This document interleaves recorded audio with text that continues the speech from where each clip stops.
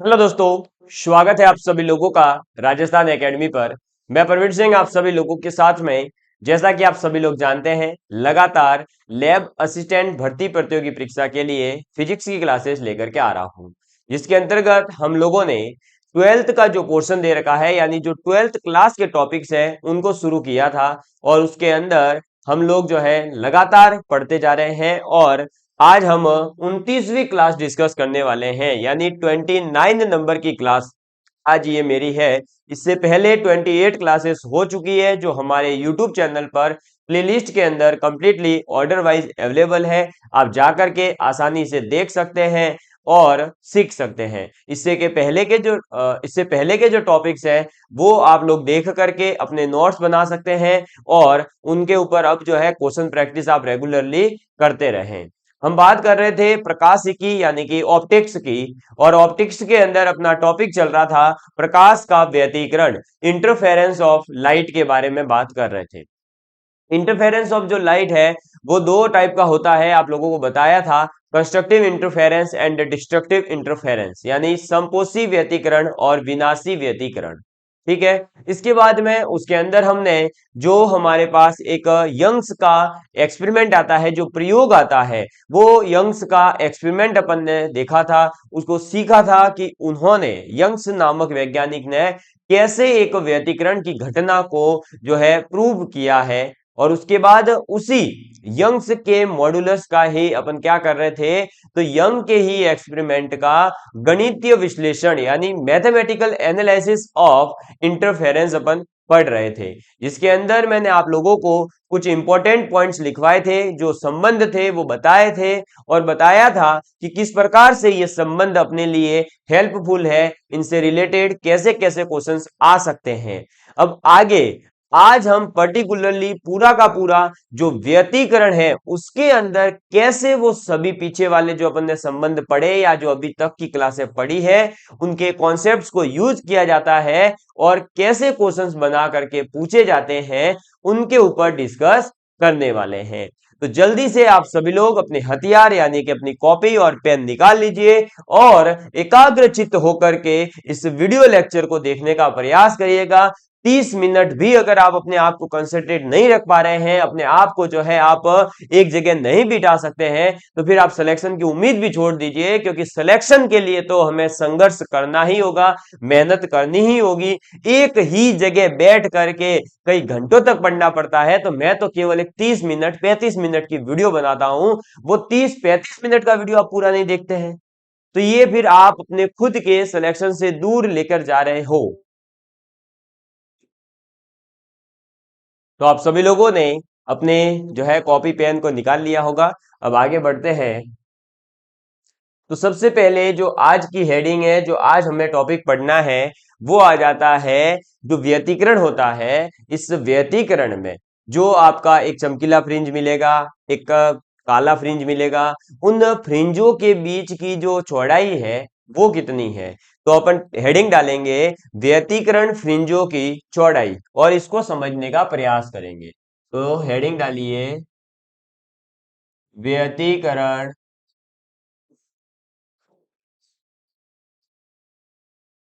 फ्रिंजों की चौड़ाई। ठीक है। किसकी बात करेंगे? व्यतिकरण फ्रिंजों की चौड़ाई की अपन बात करेंगे। ठीक। अब देखेंगे कि आखिर व्यतिकरण में जो फ्रिंज बनते हैं उनकी चौड़ाई को कैसे निकाला जा सकता है। तो व्यतिकरण फ्रिंजों की चौड़ाई का मतलब क्या होता है, पहले वो लिखिएगा। तो दो क्रमागत चमकीली, हेडिंग डालिए आप, मतलब डेफिनेशन लिखिए। दो क्रमागत चमकीली, दो क्रमागत चमकीली या काली फ्रिंजों, दो क्रमागत चमकीली या काली फ्रिंजों फ्रिंजों के मध्य की दूरी या अंतराल यानी इन दोनों के बीच में क्या गैप है उसे अंतराल को फ्रिंज चौड़ाई फ्रिंज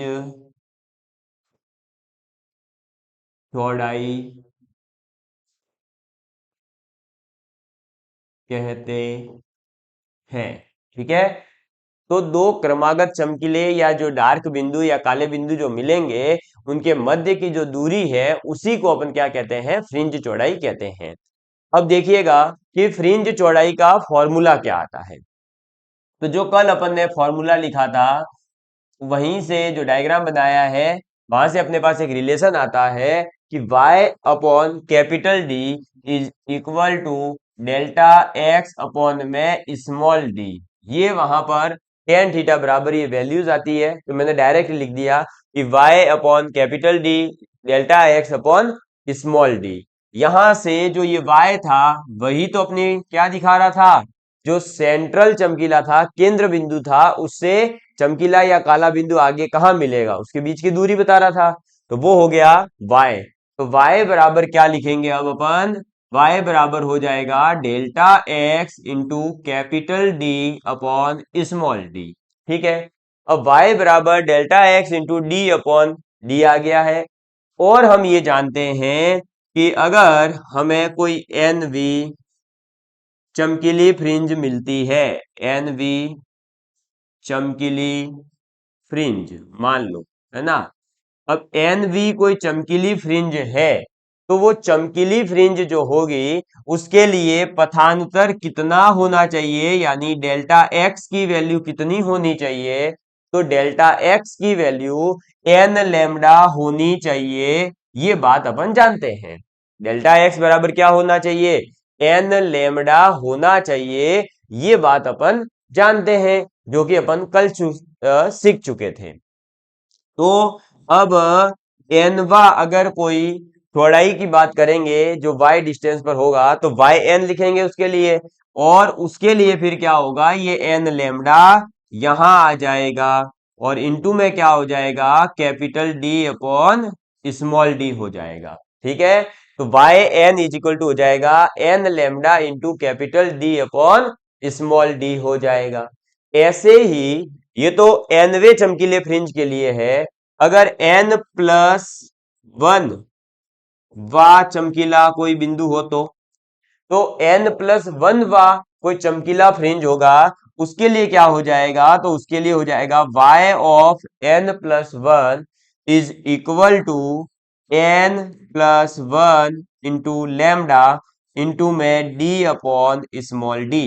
n की जगह क्या आ जाएगा, n प्लस वन आ जाएगा।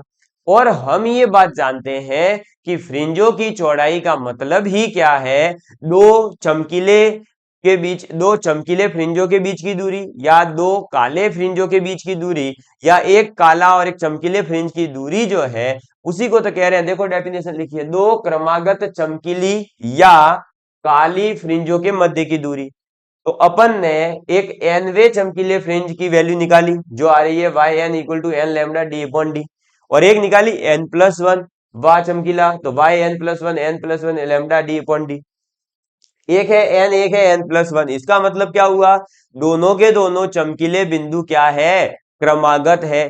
तो इनके जो डिस्टेंस का डिफरेंस होगा, यानी कि आप ये कह सकते हैं कि y of n plus one minus y of n जो होगा वो क्या होगा, तो वही तो आपका क्या होगा, फ्रिंज चौड़ाई होगा। और जिसे कि अपन फ्रिंज चौड़ाई को बीटा से रिप्रेजेंट करते हैं। अब लिख सकते हैं यहां पर फ्रिंज चौड़ाई। ठीक है, ये क्या हो गई, फ्रिंज चौड़ाई हो गई बीटा। तो बीटा बराबर क्या हो गया, y n plus one minus y n हो गया। अब जब आप डिफरेंस निकालोगे तो ये डिफरेंस आता है डी लेमडा अपॉन डी। आप निकाल करके देख लेना, माइनस कर लेना, आ जाएगा ये तो क्या आ जाएगा, डी लेमडा अपॉन में डी आ जाएगा। क्लियर, तो इस बीटा को आप चाहो तो इन दो y का डिफरेंस है इसलिए डेल्टा y से भी लिख सकते हो। तो अब आपको ये पता चल गया होगा कि फ्रिंज की चौड़ाई का फॉर्मूला क्या है, फ्रिंज की चौड़ाई का फॉर्मूला है capital D lambda upon small D, ठीक है, जिसे अपन बीटा से रिप्रेजेंट करेंगे। और फ्रिंज चौड़ाई का मतलब क्या है, तो दो चमकीले बिंदुओं के मध्य की या दो काले बिंदुओं के मध्य की जो दूरी है, या एक काला एक चमकीला बिंदु, उनके मध्य की जो दूरी होती है, जो अंतराल होता है, उसी को अपन फ्रिंज चौड़ाई कहते हैं, ठीक है। फ्रिंज विड्थ कहा जाता है, इंग्लिश में विड्थ ऑफ फ्रिंज कहा जाता है, ठीक है। ये लिख लीजिए। तो फ्रिंज चौड़ाई हो गई आपके पास में ये फॉर्मूला। अब ये बीटा बराबर होता है, ये याद रखना, आगे अभी मैं क्वेश्चन करवा रहा हूं। अब ये तो हो गई फ्रिंज चौड़ाई नॉर्मल। अगर हमसे ये पूछ लिया जाए अब कि कोणीय चौड़ाई बताइए, क्या पूछ लिया जाए, कोणीय चौड़ाई बताओ, यानी थीटा के टर्म में, तो लिखेंगे आप डायरेक्ट फॉर्मूला कोणीय चौड़ाई। और कोणीय चौड़ाई जो होती है उसे अपन थीटा नॉट से रिप्रेजेंट करेंगे, किससे, थीटा नॉट से। और थीटा नॉट बराबर होता है आपके क्या, लेमडा वाई अपॉन में डी। क्या होता है, लेमडा वाई अपॉन में डी। आप चाहो तो ये कहो इसको, या आपकी इच्छा करें तो आप इसको बीटा अपॉन में कैपिटल डी कह सकते हो। और अगर आपकी इच्छा करें कि मैं तो लेमडा के टर्म में कहना चाहता हूं, तो लेमडा अपॉन डी कह सकते हो। तो अब कोणीय चौड़ाई अगर आपसे पूछी जाती है तो आप delta y upon capital D लिख देना, या फिर बीटा दे रखा हो यानी फ्रिंज चौड़ाई दे रखी हो तो फ्रिंज चौड़ाई अपॉन में उसके पर्दे और स्लिटों के बीच की दूरी का अनुपात निकाल लेना। और अगर आपको तरंग दैर्ध्य यानी लेमडा की वैल्यू दे रखी हो तो तरंग दैर्ध्य अपॉन में डी कर देना। समझ में आ गई बात। ये हो गई क्या, इसकी फ्रिंज चौड़ाई और कोणीय चौड़ाई, जो कि आपके एग्जाम के लिए बहुत ही ज्यादा इंपॉर्टेंट है। यही चीजें पूछी जाएगी आपसे, और कुछ नहीं पूछने वाले। जो अभी तक लिखवाया है ना लास्ट में 6-7 पॉइंट यंग्स के, वो ही पूछे जाएंगे। उससे पहले जो चीजें समझाई है वो केवल और केवल कॉन्सेप्ट थे, और आपके व्यतिकरण टॉपिक है क्या वो समझने के लिए थे। लेकिन एग्जामिनर को अपने को समझाना नहीं है, ना ही एग्जामिनर अपन से ये एक्सपेक्ट करता है कि आप समझाएं। वो तो यही चाहते हैं कि जो क्वेश्चन दिया जाए वो सॉल्व करें। तो सॉल्व करने के लिए जो चीज जरूरी थी वो सब बता दी है। अब यहाँ पर इनसे जो रिलेटेड इंपॉर्टेंट पॉइंट्स निकल कर आ रहे हैं वो लिख लीजिए, फिर अपन करेंगे क्वेश्चन, ठीक है।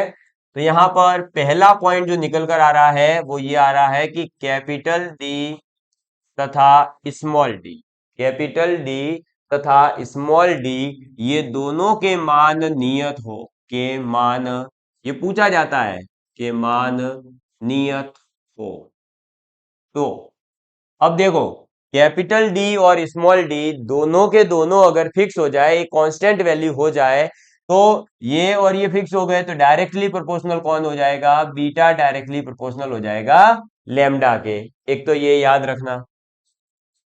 दूसरा क्या याद रखोगे, तो दूसरा याद रखना कि beta is inversely proportional to 1 upon D. ये देख लो इधर से, ठीक है, beta is inversely proportional to 1 upon D. और नेक्स्ट थर्ड पॉइंट जो बहुत ही ज्यादा इंपॉर्टेंट है, और वो ये है कि अगर आपने माध्यम बदल दिया, तो माध्यम अपवर्तनांक, अगर आपने माध्यम का जो अपवर्तनांक है, रिफ्रैक्टिव इंडेक्स ऑफ मीडियम है, वो ही चेंज कर दिया, यानी आप पहले एक्सपेरिमेंट मान लो हवा में कर रहे थे, बाद में आपकी इच्छा करी आप पानी के अंदर चले गए, तो मीडियम चेंज हो गया है। बाद में आपकी और इच्छा करके आप तेल के अंदर बैठ करके एक्सपेरिमेंट कर रहे हो। आपकी जैसे जैसे इच्छा चेंज हो रही है वैसे वैसे मीडियम यानी माध्यम जहां पर आप एक्सपेरिमेंट कर रहे हैं वो भी चेंज हो रहा है। और वो जैसे जैसे चेंज होगा वैसे वैसे आपका अपवर्तनांक रिफ्रैक्टिव इंडेक्स चेंज होगा। और रिफ्रैक्टिव इंडेक्स चेंज होने पर ये सब चीजें जहां कहीं भी लेमडा आ रहा है उनको चेंज करके रख देगी, क्योंकि लेमडा तरंग दैर्ध्य अपवर्तनांक पर निर्भर करती है। ठीक, तो अब लिखेंगे माध्यम अपवर्तनांक n हो तो, n हो तो, अगर n है ऐसे में तरंग दैर्ध्य का मान हो तो तरंग दैर्ध्य, यानी कि वेवलेंथ जो है अब वो क्या हो जाएगी, वो वेवलेंथ लेमडा से क्या हो जानी चाहिए, अरे लेमडा से क्या हो जानी चाहिए, जल्दी बोलो, लेमडा से हो जाएगी लेमडा अपॉन एन। ये याद रखना भाई, ये ज्यादा इंपॉर्टेंट है। लेमडा से क्या हो जाएगी, लेमडा अपॉन एन हो जाएगी। ठीक है, याद रखिएगा। तो माध्यम अपवर्तनांक अगर एन हो तो फिर तरंग दैर्ध्य लेमडा से लेमडा अपॉन एन हो जाती है। और जैसे ही ये हो जाएगा तो देखिए चेंज आ जाएगा, फ्रिंज चौड़ाई में लेमडा की जगह लेमडा अपॉन एन हो जाएगा, कोणीय चौड़ाई में भी लेमडा अपॉन डी की जगह लेमडा अपॉन एन डी हो जाएगा। समझ में आ गई बात। तो आप इसको शॉर्टकट में, चौथा जो इंपॉर्टेंट पॉइंट है वो यही है कि बीटा मीडियम में, किसी अदर मीडियम में क्या होता है, तो बीटा अदर मीडियम में हो जाता है, जो बीटा एयर में होगा वो डिवाइड बाय एन कर दीजिए। तो beta medium is equal to हो जाएगा बीटा आपका एयर अपॉन में एन। समझ में आ गई बात। ये चाहिए इधर ई है क्या, ठीक है भाई, देख लेना, मीडियम की स्पेलिंग ज्यादा इंपॉर्टेंट नहीं है। तो ये जो 4 पॉइंट आपको बाद में लिखवाए हैं, ये सीधे सीधे क्वेश्चन के अंदर आपसे पूछे जा सकते हैं। और इसी के साथ बता दूं कि अब अपना जो यंग्स डबल स्लिट एक्सपेरिमेंट था या जो व्यतिकरण था, उसकी थ्योरी यहीं पर होती है कंप्लीट, जो कि आपको अच्छे से समझ में आ गई होगी। अब आगे मैं आप लोगों को करवाने जा रहा हूं इसके रिलेटेड एक दो क्वेश्चंस, जिससे कि आपको ये पता चले कि हाँ इससे रिलेटेड क्वेश्चन कैसे पूछे जा सकते हैं। जल्दी से नोट डाउन कर लीजिए फटाफट, फिर आगे बढ़ते हैं अपन, जल्दी से नोट डाउन करिए। ठीक है, तो अब आगे बढ़ता हूं मैं। अब क्वेश्चन लिखेंगे आप सभी, थोड़ा छोटा सा पेन कर देता हूं मैं, अगर आपको दिखाई नहीं दे तो आप बता दीजिएगा अगली क्लास में, वैसे मैं बोल भी रहा हूं। Young due slit, young due slit प्रयोग में, यंग ड्यू स्लिट प्रयोग में व्यतिकारी तरंगों, व्यतिकारी तरंगों के आयामों, व्यतिकारी तरंगों के आयामों का अनुपात, अनुपात कितना दे रखा है, तो दो तरंगे ली गई है, ठीक है, जिनका अपन व्यतिकरण करवाएंगे, उनके आयामों का जो अनुपात है वो अनुपात है 3:2 है। कितना है, 3:2 है। अब आपसे पूछ क्या रहा है, देखिएगा कि चमकीली तथा, चमकीली तथा काली फ्रिंजों, काली फ्रिंजों के लिए, के लिए ज्ञात करें। अपन को काली और चमकीली फ्रिंजों के लिए ज्ञात करना है, क्या ज्ञात करेंगे, तो देखिए पहला आपसे पूछ रहा है आयामों का अनुपात, आयामों का अनुपात, ठीक है, आयामों का अनुपात एक तो ज्ञात करना है, और दूसरा आपको पूछ रहा है तीव्रताओं का अनुपात, तीव्रताओं का अनुपात। बस ये लीजिए, ये है क्वेश्चन आपका कि यंग द्विस्लिट प्रयोग में व्यतिकारी तरंगों के आयामों का अनुपात दे रखा है 3:2। आपको चमकीली और काली फ्रिंजें मिलेगी, उन काली और चमकीली फ्रिंजों के आयामों का अनुपात एक तो बताना है, और दूसरा बताना है इनकी तीव्रताओं का अनुपात। कॉमन सेंस की बात है, और कल बताया भी था कि चमकीली फ्रिंज तब मिलती है जब अधिकतम तीव्रता हो, है ना, और अधिकतम तीव्रता का मतलब है अधिकतम आयाम। तो सीधी सी बात है कि जो ये अनुपात दे रखा है, ये आयाम मान लीजिए A1 अनुपात A2 अगर दे रखा हो तो कितना है 3:2। और अब हमें ए मैक्सिमम निकालना होगा एक तो, यानी अधिकतम आयाम।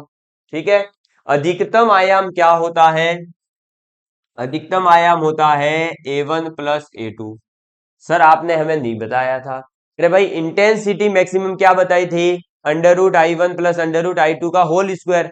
तो वहां पर √I1 का मतलब A1 ही तो होगा, बताया था ना, I बराबर KA²। तो वहां से रख दो, वैल्यू आ जाएगी आपके पास में यही। तो A मैक्सिमम आएगा A1 प्लस A2। और A मिनिमम कितना हो जाएगा? तो ए मिनिमम यानी न्यूनतम आयाम वो हो जाएगा A1 माइनस A2। हमें निकालना है A maximum divide A minimum, यानी अधिकतम आयाम और न्यूनतम आयाम का अनुपात A max upon A minimum. A max यानी कि A1 प्लस A2, कितना दे रखा है A1 और A2? 3 और 5 2, यानी 3 प्लस 2 हो गया 5 और 3 माइनस 2 हो गया 1। तो ए मैक्स अपॉन ए मिनिमम का जो अनुपात आएगा वो आएगा 5:1 और वही अपना आंसर हो जाएगा। आयामों का अनुपात क्या हो जाएगा? तो आयामों का अनुपात हो गया 5:1। ये हो गया अ वाला क्वेश्चन सॉल्व। अब ब वाला यानी जो दूसरा पूछा है, तीव्रताओं का अनुपात। तीव्रताओं का अनुपात भी वही है, चमकीली के लिए अधिकतम तीव्रता और काली फ्रिंज के लिए न्यूनतम तीव्रता। तो आई मैक्सिमम कितना, क्या फॉर्मूला था? आई मैक्सिमम था √I1 प्लस √I2 का स्क्वायर, यही था। और आई मिनिमम कितना था? आई मिनिमम था √I1 माइनस √I2 का स्क्वायर। यही आपको बताए थे मैंने दोनों चीजें, कल आपको ये सब बढ़ा चुका हूं मैं, बस इनका यूज ही कर रहा हूं अब तो। अब आई मैक्सिमम की वैल्यू निकालो लो। तो I maximum upon I minimum is equal to, directly आप लिख सकते हो A max divide A minimum का स्क्वायर। क्योंकि आपको ये दो फॉर्मूले पढ़ाए थे, उसके साथ साथ ये भी बताया था कि I इज इक्वल टू होता है KA²। तो अगर I बराबर KA² है तो बताइए सीधा सीधा I A² के इक्विवेलेंट होगा। I मैक्सिमम किसके इक्विवेलेंट होगा? AK² के। और ये I minimum A minimum square के। तो I max upon I minimum हो जाएगा A max upon A minimum का स्क्वायर। और A max upon A minimum की वैल्यू है 5/1। 5/1 का स्क्वायर होता है 25/1। यानी कि अपने पास आई अधिकतम और आई न्यूनतम का जो अनुपात आएगा वो आएगा 25:1। समझ में आ गई बात? तो ये था पहला क्वेश्चन। ऐसे ही क्वेश्चन आपसे पूछे जाएंगे। ये पी वाला भाग आपसे ऑलरेडी 2016 में पूछा गया है। ठीक है, तो अब हो सकता है ए वाला भाग पूछे, तो आप इसके लिए तैयार रहिए। और भी इससे बनाए जा सकते हैं, कैसा भी क्वेश्चन, कोई वैल्यू चेंज कर देंगे, कुछ भी करके आपको पूछा जा सकता है। ठीक, करिए इसको नोट डाउन। फिर आगे अगला मैं जो क्वेश्चन है वो देने जा रहा हूं। और अगला क्वेश्चन है आपका फ्रिंज की चौड़ाई से संबंधित। ठीक है, चलो नेक्स्ट क्वेश्चन आप सभी अब लिखेंगे। Question number second. Question number second कह रहा है कि यंग के द्यूसलेट, लिखिएगा, यंग के द्यूसलेट, यंग के द्यूसलेट प्रयोग में, प्रयोग में दो स्लिटों, दो स्लिटों के मध्य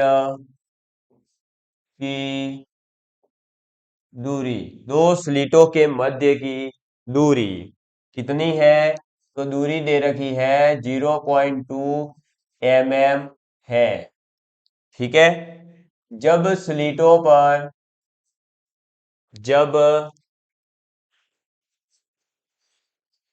स्लीटों पर जब स्लीटों पर 8000 एंगस्ट्रम, कितने, 8000 एंगस्ट्रम का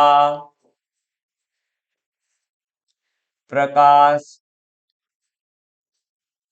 आपतित हो तो 8000 एंगस्ट्रम का अगर प्रकाश आपतित होता है तो स्लीटों से स्लीटों से 1 मीटर दूर, कितना, 1 मीटर दूर स्थित स्थित पर्दे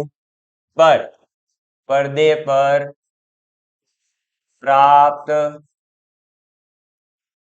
फ्रिंजों या प्राप्त फ्रिंज की चौड़ाई ज्ञात करो। ठीक है, ये था अपना क्वेश्चन।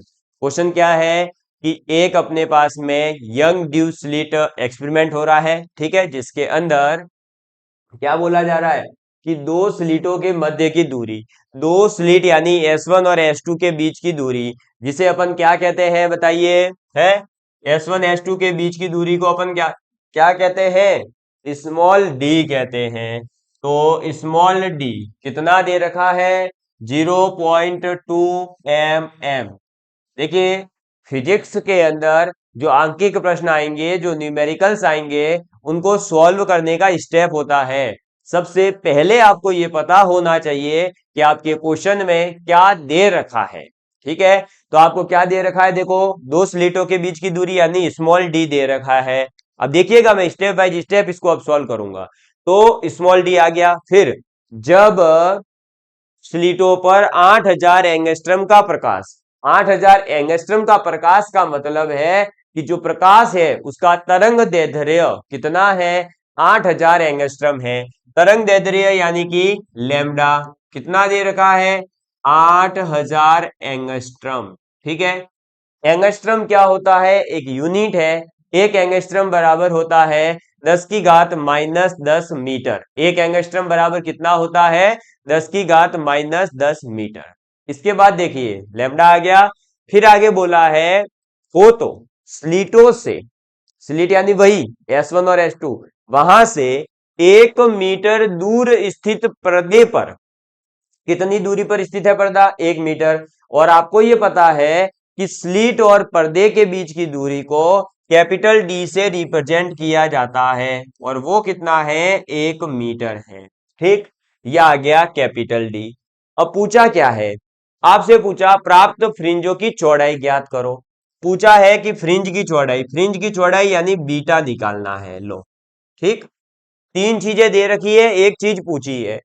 अब जो दे रखा था वो लिख लिया, जो नहीं दे रखा वो लिख लिया।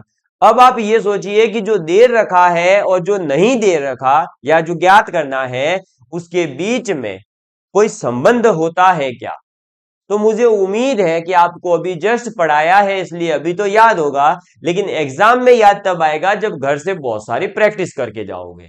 तो आपको याद आया कि हाँ सर, आपने अभी जस्ट बताया है कि बीटा इज इक्वल टू होता है capital D lambda upon small D.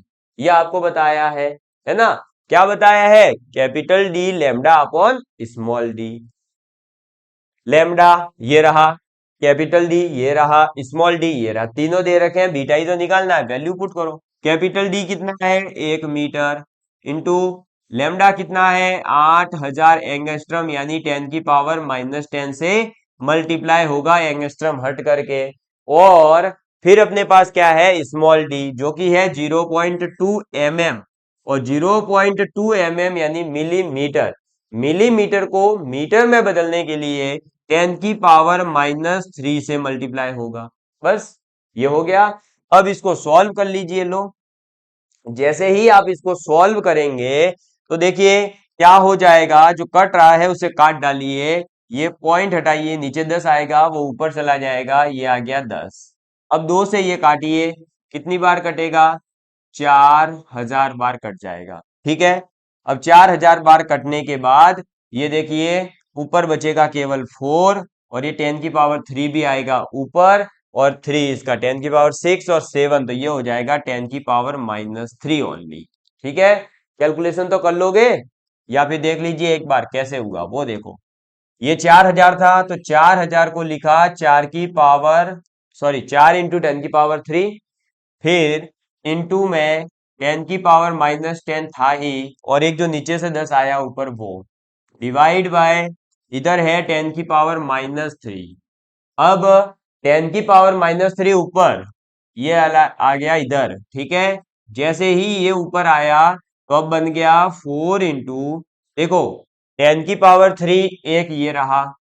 ठीक है, एक 10 की पावर -3 जब ऊपर आएगा तो ये बन जाएगा 10 की पावर 3, और 3 कितना हो गया? 6, और एक ये रहा 10, इसकी भी पावर एक है, तो 3 3 1 यानी 7 आ गया। तो 10 की पावर -10 इंटू 10 की पावर +7। आपको पता है कि जब बेस सेम होते हैं तो घातें माइनस या फिर जुड़ जाती है। ठीक है, तो -10 + 7 करेंगे -3 आएगा, और वही यहां पर मैंने लिखा है। क्या लिखा है? कि 4 इंटू 10 की पावर -3। ये है अब मीटर में। आपको पता है 10 की पावर अगर -3 लगा हुआ है तो ये मीटर में है, इसको हटा दूंगा तो ये बन जाएगा 4 मिलीमीटर। बस, ये आपका आंसर आ गया। लो, यही तो आपसे पूछा था कि आप फ्रिंज की चौड़ाई बताइए, और फ्रिंज की चौड़ाई आ गई 4 मिलीमीटर। समझ में आ गई बात? तो ये इस टाइप के क्वेश्चंस आपसे यंग्स डबल स्लिट एक्सपेरिमेंट, या जिसे आप व्यतिकरण कह सकते हैं, उस व्यतिकरण से संबंधित पूछे जा सकते हैं। ऐसे ही क्वेश्चन पूछे जाएंगे। अब आगे आप प्रैक्टिस खुद करिएगा। इस प्रकार के कंप्लीट नोट्स आपको अगर पीडीएफ फॉर्मेट में चाहिए हो तो आप हमसे कांटेक्ट कर सकते हैं हमारे व्हाट्सएप नंबर पर, जो कि हमारे डिस्क्रिप्शन में पूरी डिटेल्स दे रखी है। आप वहां जाकर के आराम से मेरे से कांटेक्ट कर सकते हैं। मुझे उम्मीद है कि आज का ये लेक्चर आप सभी लोगों को पसंद आया होगा। अगला हम टॉपिक पढ़ने जाएंगे विवर्तन, या फिर जिसे इंग्लिश में डिफ्रैक्शन कहा जाता है, और डिफ्रैक्शन कितने टाइप का होता है, क्या होता है, और डिफ्रैक्शन में भी ऐसे ही 2-4 फॉर्मूले हैं बस, उसके बाद में विवर्तन भी आपका जो है समाप्त हो जाएगा। आप इसी प्रकार से अपना प्यार बनाए रखिएगा। Love you all of you. बदल जाओ वक्त के साथ, या फिर वक्त बदलना सीखो, मजबूरियों को मत कोसो, हर हाल में चलना सीखो, चलना सीखो, चलना सीखो। धन्यवाद।